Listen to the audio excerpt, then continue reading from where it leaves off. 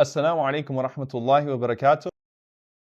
As we enter into the week of Ashura, the week of a day that Allah subhanahu wa ta'ala has singled out for us as a day of great blessings, I wanted to spend the next few minutes, inshaAllah ta'ala, just speaking about how we approach this day, inshaAllah ta'ala, from a very practical standpoint.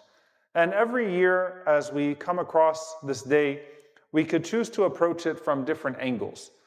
And it is important to note that when Allah subhanahu wa ta'ala gives us something, a command or an opportunity, whether it is a fard, a command to do something, as is the case of Ramadan, or an opportunity to do something, as in fasting the day of Arafah and now fasting the day of Ashura, the blessings that we learn from the Prophet sallallahu alaihi wasallam, and the blessings that are given to us through some of the authentic narrations of the pious predecessors will not be able to encapsulate some of the things that perhaps we don't even know about these days, and some of the hidden blessings that Allah subhanahu wa ta'ala would, bi'idhnillah, envelope us in, embrace us in through His infinite mercy subhanahu wa ta'ala.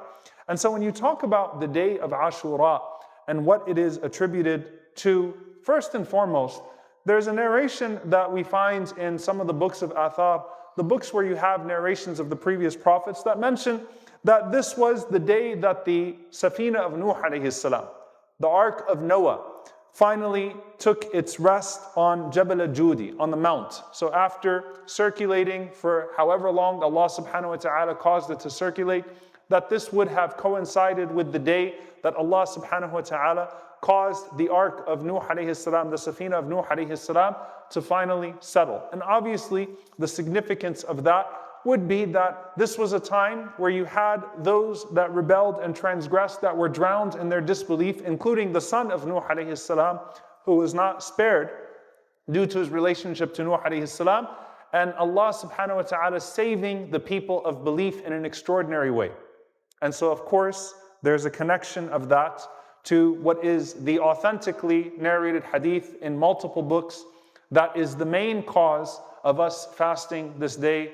In Al-Bukhari and Muslim, when the Prophet ﷺ saw the people of the book, particularly the Jewish community in Medina, fasting this day, and when he asked why they were fasting this day, they said this is the day that Allah subhanahu wa ta'ala saved Musa alayhi salam and his army from the army of Pharaoh. When Allah saved Musa alayhi salam and Bani Israel from the army of Pharaoh that were behind him. So there's a connection there between Musa alayhi salam and the believers being saved as a community to what could perhaps also be a day in which Allah subhanahu wa ta'ala saved humanity from the depths and the darkness of disbelief. And of course, what comes after that day often becomes revived in historical debates, and what that refers to, the istishhad of Al-Hussein radiyallahu ta'ala anhu, the martyrdom of the grandson of the Prophet sallallahu alaihi wasallam, one of the two masters of the youth of paradise, and the sadness of his murder, but the joy of his istishhad, of his martyrdom. And what we take from that, of course, is what Allah subhanahu wa ta'ala teaches us about Ashab al-Ukhdud, about the people of the ditch, that it was success, that even if Musa alayhi salam and his army and his people escaped in this dunya, that what Al-Hussein radiallahu ta'ala anhu encountered of a shahada of martyrdom is a form of the ultimate success, that Allah subhanahu wa ta'ala saved him from this world, and that just as in the time of Uhud, when the Prophet sallallahu alaihi wasallam and Abu Bakr and Umar radiallahu ta'ala anhuma are standing there on Uhud, and our dead are in paradise, your dead are in hellfire. True victory belongs with Allah subhanahu wa ta'ala. So we connect it back to, of course, from a prescriptive perspective, in terms of taking that day as a day of fasting, honoring Musa alayhi salam and thanking Allah subhanahu wa ta'ala for that victory. The Prophet sallallahu alaihi wasallam said, we have greater right and we are closer to Musa alayhi salam than the people of the book. We love Musa alayhi salam.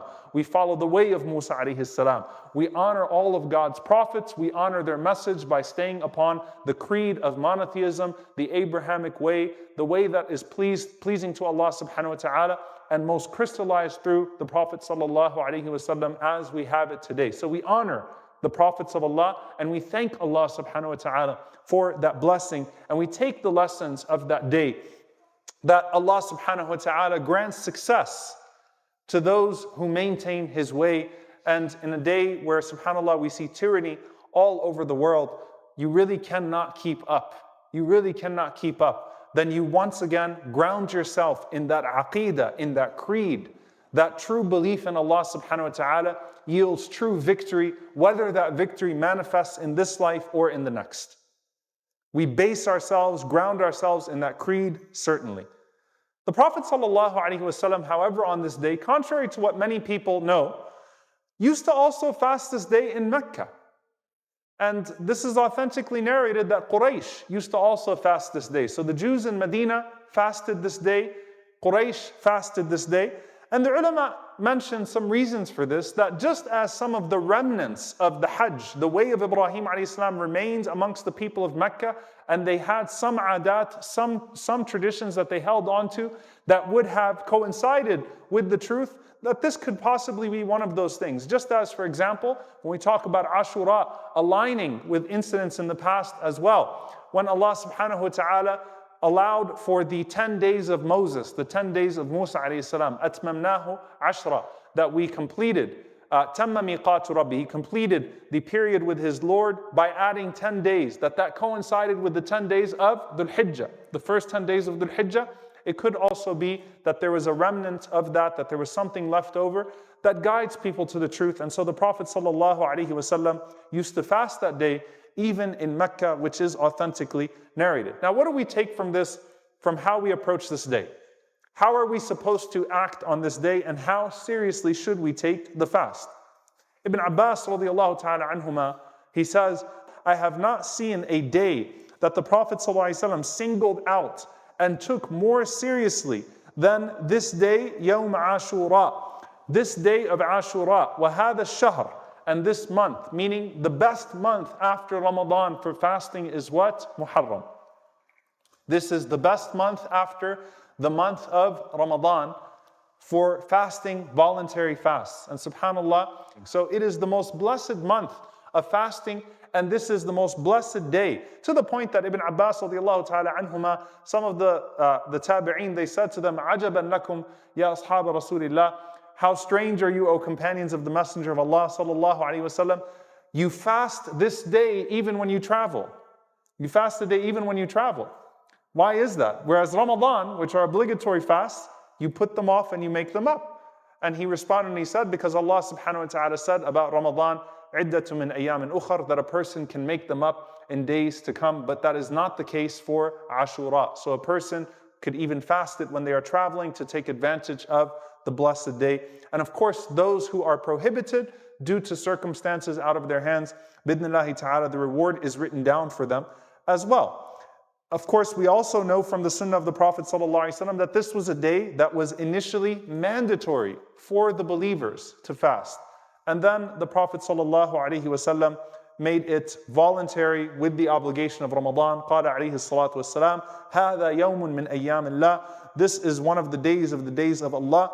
فَمَنْ شَاءَ صَامَهُ وَمَنْ شَاءَ تَرَكَهُ. Whoever wishes to fast it can do so, and whoever wishes not to fast can do so.